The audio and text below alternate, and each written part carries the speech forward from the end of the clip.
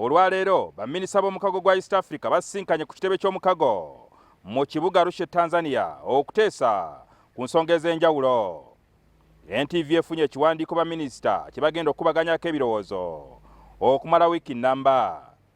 Ezimu ku nsonga ze bagenda okubaganyako ebirowoozo kwe kuli okukendeeza omuwendo gw'ababaka abakiikirira amawanga mu paalamenti eno. Ekiteeso kino kyakoleddwa akakiiko k'abaminisita b'ebyensimbi n'ebyobusuubuzi okuva mu mawanga 6 agakola omukago gwa East Africa. Kyokka ababaka mu paalamenti y'omukago gwa East Africa kino lubagudde mu matu ne bategeeza nga batagenda kukikkiriza kuyita.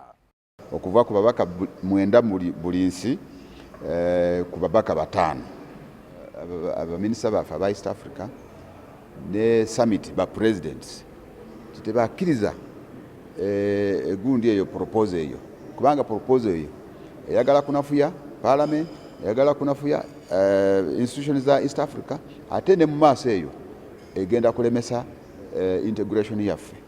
Okusinziira ku kiteeso kino bagamba nti paalamenti y'omukago kye kitongole ekisinga okusaasanyizibwako ssente ennyingi bw'ogeraageranya ne paalamenti endala z'omukago nga Sadaka, ECOWAS n'endala. Bagamba nti paalamenti eno eri ebitundu 3.5 ku buli 100 ku mbali y'omukago gwa East Africa buli mwaka. Indeed, it should actually be the other way around. There should be more members, more representation from each partner states. 10 members, 15 members. That is a number that we should look at. Singa ekiteeso kino kiyisibwa baminisita wamu n'abakulembeze b'amawanga, kino kitegeeza nti omuwendo gw'ababaka mu paalamenti eno gujja kuba gukendeera ku babaka 30 mu kaseera kano nga bali ababaka 54 nga buli ggwanga lisindikayo ababaka 9.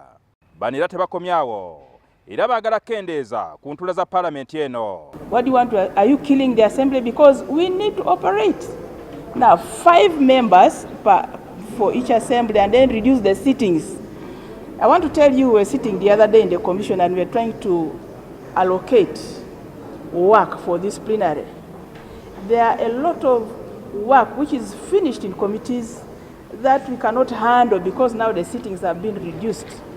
Kati parliament bwe yatandika okulaba nti elondoola ssente za community buli weziri ne bawulira bubi. Kati bo kyebola baagala nti bakendeeze entula za parliament n'ababaka tulembe kuba n'amaanyi. Mu nsinkano eno baakugimalamu wiiki nnamba era bimu ku biteeso ky'ekyokukendeeza omuwendo gw'ababaka mu paalamenti eno. Kati katulindirire tulabe oba ekiteeso kino baminisita banaakiyisa. Jingo Francis, NTV, Arusha, Tanzania.